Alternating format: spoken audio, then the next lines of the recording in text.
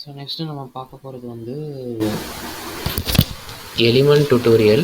இந்த எலிமெண்ட்ஸில் வந்து நம்ம என்னென்ன இருக்குது அப்படின்னா, ஒரு ஸ்டார்ட் டேக் இருக்கும், ஒரு எண்டு டேக் இருக்கும், அதுக்கு நடுவில் ஒரு கண்டென்ட் இருக்கும். ஓகேங்களா, இதுதான் வந்துட்டு ஒரு எலிமெண்ட் அப்படின்னு சொல்லுவோம்.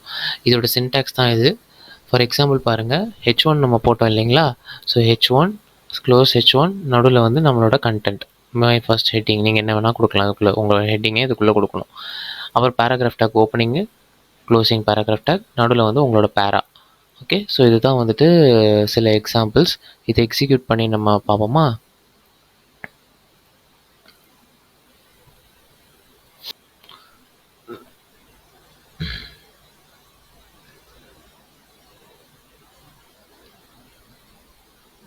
ஸோ நம்ம ப்ரீவியஸ் டைம் சொன்ன மாதிரி நம்ம ஒரு ஃபஸ்ட்டு ஒரு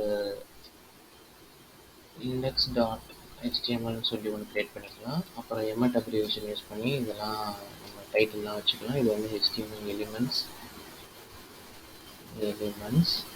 இப்போ நம்ம என்ன பண்ண போகிறோம் அப்படின்னு பார்த்தீங்கன்னா, நம்ம காப்பி பண்ணதை இதில் பேஸ்ட் பண்ண போகிறோம். இப்போ ரைட் கிளிக் பண்ணி ஓப்பன் வித் லைவ் சர்வர் கொடுக்க போகிறோம். நம்ம எப்படி லைவ் சர்வரில் கொடுத்தோம் அப்படின்லாம் வந்து நம்ம ப்ரீவியஸ் வீடியோவில் வந்து நம்ம சொல்லியிருக்கோம். நீங்கள் அதை வந்து பார்க்கலன்னா போய் பார்த்துட்டு வந்துடுங்க. ஓகேங்களா, உங்களுக்கு டைம் ஸ்டாம்போடு கொடுத்துருக்கிறதுனால உங்களுக்கு கீழே டிஸ்கிரிப்ஷனில் டைம் ஸ்டாம்ப் இருக்கும். ஆன்லைன் லைவ் சர்வர்னு வந்துட்டு நம்ம நேம் பண்ணியிருக்கோம் அந்த லைவ் சர்வர் டைம் ஸ்டாம்பை. ஸோ எத்தனாவது டைம் ஸ்டாம்ப்னு பார்த்து அதை வந்து பார்த்துட்டு வாங்க. நெக்ஸ்ட் வந்து இப்போ நான் அதை ரன் பண்ணி காட்டுறோம். இங்கே பாருங்க, இது வந்து ஹெட்டிங்கு, இது வந்து பேராகிராஃப். ஓகேங்களா, ஸோ இப்படி தான் வந்து வரும். இப்போ நெக்ஸ்ட் நம்ம என்ன பார்க்க போகிறோம் அப்படின்னா, இதெல்லாம் வந்து சில எக்ஸாம்பிள்ஸ். பிரேக் டேக்கு சில டேக்கெல்லாம் பார்த்தீங்கன்னா உங்களுக்கு நடுவில் எதுவுமே வராது. ஏன்னா வந்துட்டு அதோட ஃபங்க்ஷனே வேறு. இப்போ எனக்கு நடுவில் வந்து ஒரு பிரேக் கொடுக்கணும் அப்படின்னா நான் இந்த இடத்துல இந்த பிரேக் ஸ்டேட்மெண்ட் வந்து யூஸ் பண்ணுவேன். பட் இதுக்கு நான் நடுவில் வந்து எந்த ஒரு ஸ்டேட்மெண்ட்டும் நம்ம போட போகிறது இல்லை. அதனால் வந்து சிங்கிள் பிரேக் ஸ்டேட்மெண்ட்டே போதும். க்ளோசிங் பிரேக் ஸ்டேட்மெண்ட் தேவை கிடையாது. பாருங்கள், ஒரு பிரேக் வந்து வந்துருச்சு. இந்த இடத்துல எனக்கு 2 பிரேக் வேணும் அப்படின்னா நான் இன்னொரு பிரேக் போட்டு, அப்போ உங்களுக்கு இன்னும் கொஞ்சம் எக்ஸ்ட்ரா ஸ்பேஸ் வந்துடும். பார்த்தீங்களா, எக்ஸ்ட்ரா ஸ்பேஸ் வந்துருச்சு. ஸோ இதுதான் வந்து பிரேக்கோட வேலை. ஸோ அதுக்கு வந்துட்டு க்ளோசிங் டேக் கிடையாது. So next nested HTML. Nested ஹெச்டிஎம்எல்னா இப்போ நம்மளோட டாக்குமெண்ட்டே ஒரு நெஸ்டட் ஹெச்டிஎம்எல் மாதிரி தான். ஏன் அப்படின்னு சொல்கிறேன்னா, இந்த ஹெச்டிஎம்எல்குள்ளே தான் இந்த ஹெச்டிஎம்எல் இருக்குது. இந்த ஹெச்டிஎம்எல்குள்ளே தான் அந்த பாடி இருக்குது. பாடிக்குள்ளே தான் H1, அப்புறம் பாடிக்குள்ளே தான் P, அப்புறம் இது எல்லாமே உள்ள ஒன்றுக்குள்ளே இருக்கிறதுனால இது வந்து நெஸ்டட் அப்படின்னு சொல்லுவோம். நெஸ்டட்னா ஒன்றுக்குள்ளே ஒன்று. ஓகேங்களா, இதுதான் வந்துட்டு நெஸ்டட்னு சொல்லுவோம். இப்போ நம்ம இதை ஆல்ரெடி நம்ம ரன் பண்ணி பார்த்துருக்கோம்.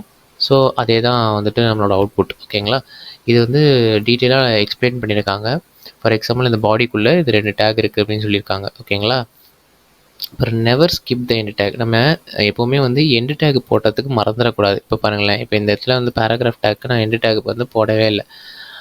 அது வந்து அப்படி ஒரு சின்டாக்ஸ் வந்துட்டு நம்மளுக்கு கரெக்டாக டிஸ்பிளே ஆகாது. ஓகேங்களா, இப்போ ஏதாச்சும் நம்மளுக்கு ஏதாவது டிஃப்ரென்ஸ் தெரியுதா நம்ம வந்து போய் பார்ப்போம் வாங்க.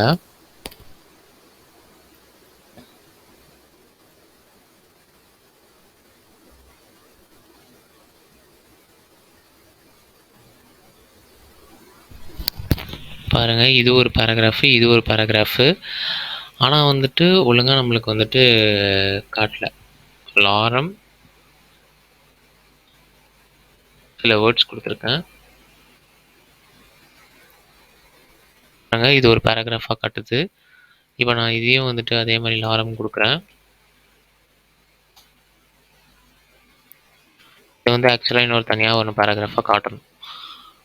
ஆக்சுவலாக தனியாக பேராகிராஃபாக காட்டுது. சில டைம் என்ன இதுக்கு நடுவில் வந்து நீங்கள் நிறையா பேராகிராஃப்ஸ் கொடுக்கும்போது உங்களுக்கு வந்து அந்த க்ளோசிங் டேக் இருந்தால் தான் வந்துட்டு அடுத்த பேராகிராஃப் வந்து அதை ஐடென்டிஃபை பண்ணும். இந்த இடத்துல வந்து ஒரு க்ளோசிங் டேக் கண்டிப்பாக நீங்கள் போடணும். அப்போ தான் இது வந்து ஒரு பேராகிராஃப் அப்படின்னு வந்து அதை எடுத்துக்கும்.